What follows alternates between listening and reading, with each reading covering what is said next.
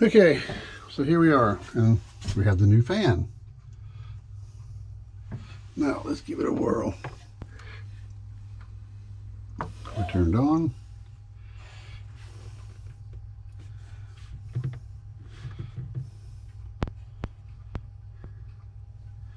Takes a sec for everything to fire up. Now this is temporary. We actually have our, oh, look at that. And she's running. Okay, so it works. Now let's show you what actually works. Well, here's the story. So we had a bad fan, this one here. We went through Dometic, got a whole new fan. It came with all this and a fan blade. Now this is the fan blade here that goes on here. I have it unhooked here. So you can see this is kind of a janky little thing right now. This is just how I'm figuring out how to do it. So I went on Amazon and ordered this fan motor. Hard to see it, but I'll give you the information. Which it basically, for all intents and purposes, is the same motor. You can kind of see how similar they are. Same RPM, same volt, same amp, the whole 9 yards. The only difference is these fans come with a shorter shaft.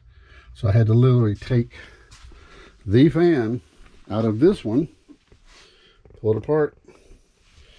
Get over here, we can see it a little better. Pull the shaft out and swap the shafts. So on this one probably has a bad armature or something. And then I cut the wires on it because the new fan comes with this. And that definitely won't work. So no problem. And there's the other thing. They fit in. So like that, you just slide it in. There you go. Then you stick the back bushing on.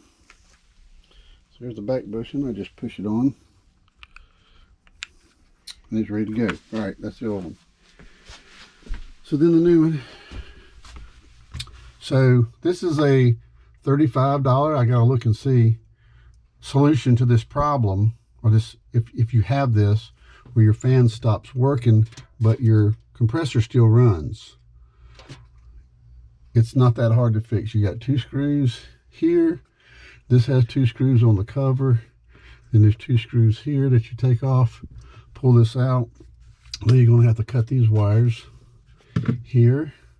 And then I cut the wires off the old one, and I kind of made a little bit of a splice here. I'm going to have to kind of tidy this up if I were to use it, but I've got the new one already. $219 for this. With a new fan blade on it, and then a new whole back housing. Stupid. So there you go. That's how you fix it if it ever happens to you. The Dometic 4101 refrigerator. You're welcome.